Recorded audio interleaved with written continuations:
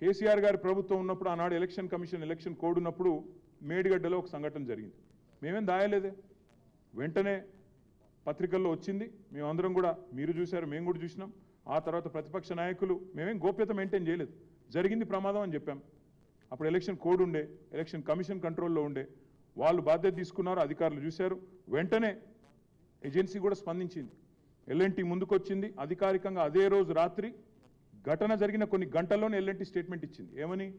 మొత్తం నష్టం జరిగింది, మళ్ళీ మేమే లోపాలు సరిదిద్దుతాం, ప్రజల మీద భారం పడకుండా మళ్ళీ దాన్ని రెక్టిఫై చేస్తామని కూడా చెప్పారు. మాకు చిత్తశుద్ధి ఉంది కాబట్టి, మాకు దాచాల్సిన అవసరం లేదు కాబట్టి, సీక్రెసీ మెయింటైన్ చేయాల్సిన అవసరం లేదు కాబట్టి, మేము ఆనాడు ప్రభుత్వంలో ఉండి కూడా అలాంటి ప్రమాదం జరిగినప్పుడు ముందుకొచ్చి చెప్పాం.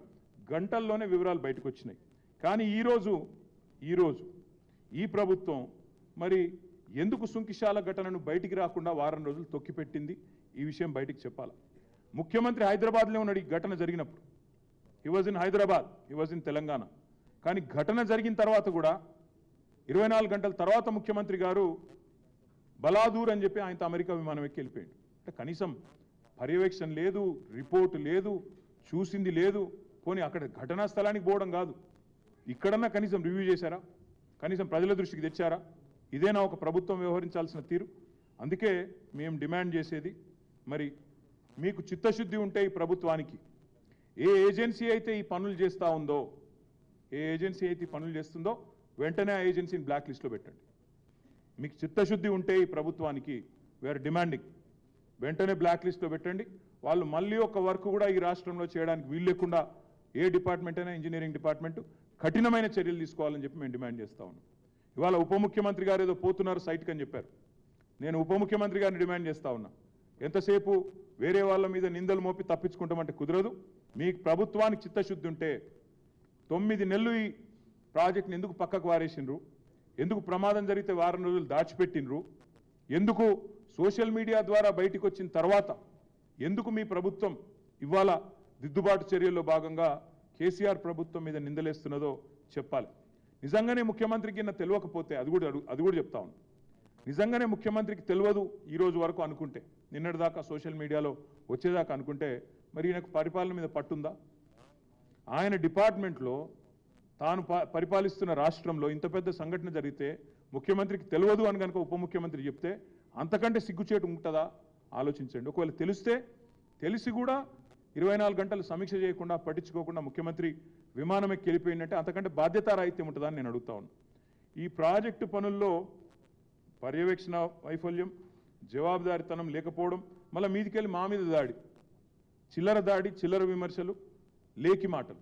ఈ ఎట్లుందంటే వీళ్ళ కథ, మంచి జరిగితేనేమో వాళ్ళ ఖాతాలకు కేసీఆర్ ప్రభుత్వం నోటిఫికేషన్లు ఇస్తుంది, కేసీఆర్ ప్రభుత్వం పరీక్ష పెడుతుంది, కేవలం కాగితాలు ఇచ్చే పని మాత్రం మిగిలిపోయింది. కోర్టు అడ్డం వచ్చింది, ఏదో కోర్టులో స్టే వస్తే ఆగిపోయింది. ఆ ఉద్యోగాలేమో నేను ఇచ్చినా అని చెప్పి డబ్బా కొట్టుకుంటారు.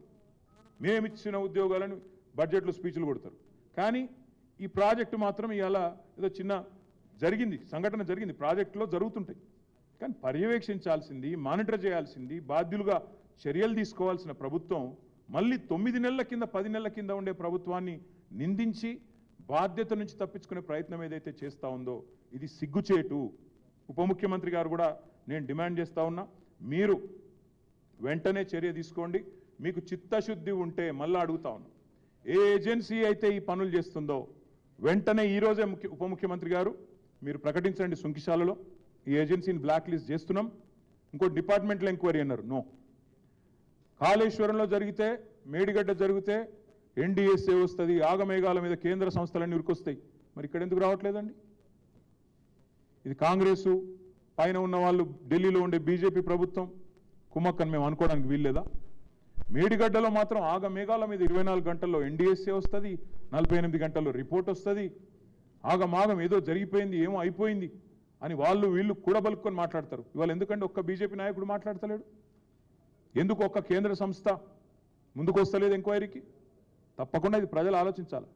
కాబట్టి నేను రాష్ట్ర ప్రజలకు కూడా చేసే విజ్ఞప్తి, ఇందులో పారదర్శకంగా నిజాలు బయటికి రావాలి అంటే ఒక జ్యుడిషియల్ ఎంక్వైరీ వేయండి. సిట్టింగ్ జడ్జితోనే వేయండి, లేదా రిటైర్డ్ జడ్జితోనే వేయండి. ఎవరి తప్పేందో అప్పటిదాకా ఆ సంస్థను బ్లాక్ లిస్ట్లో పెట్టండి. ఏ సంస్థ అయితే నిర్మాణ పనులు చేస్తుందో మీకు చిత్తశుద్ధి ఉంటే ఉప ముఖ్యమంత్రి గారు ఈరోజు సంఘటనా స్థలంలోనే ప్రకటించాలని నేను డిమాండ్ చేస్తా ఉన్నా. బాధ్యులను సస్పెండ్ చేయండి. ముఖ్యమంత్రి ఎవరైతే ఇవాళ పురపాలక శాఖ నిర్వహిస్తున్నాడో మరి ఆయన చాతగాంతనం, ఆయన అసమర్థత, ఆయన ఫెయిల్యూర్ మొత్తం ప్రజలకు కొట్టొచ్చినట్టు కనబడతా ఉంది. ముఖ్యమంత్రి గారు కూడా బాధ్యత తీసుకోవాలా. తప్పకుండా ముందుకు వచ్చి వారు కూడా వెంటనే స్పందించాలని చెప్పి కూడా నేను డిమాండ్ చేస్తూ, ఈ విషయంలో బీఆర్ఎస్ మీద నిందలేసి తప్పించుకునే ప్రయత్నం చేస్తే భట్టి గారు బట్టగాల్చి మీదేసి తప్పించుకుంటామంటే కుదరదు. ప్రజలకు అన్ని విషయాలు తెలుసు అనే మాట కూడా నేను వారికి విజ్ఞప్తి చేస్తాను.